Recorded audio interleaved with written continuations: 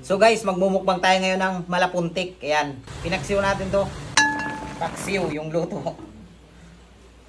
Sakto ito kasi pang night shift ako bukas. Kaya banata natin yung malapuntik. Whew! Sarap nito guys, promise. Ito.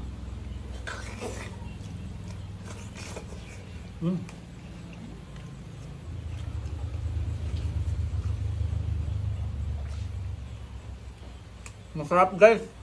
Ito yung isda na hindi pumapayat, palaging mataba. Pilinan mo ko pa. Pilinan mo ko. Grabe. Wow.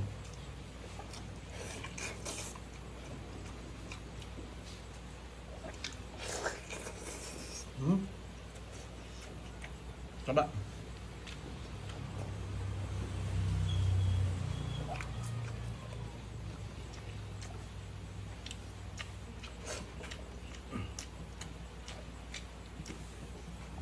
Sabi sarap niya.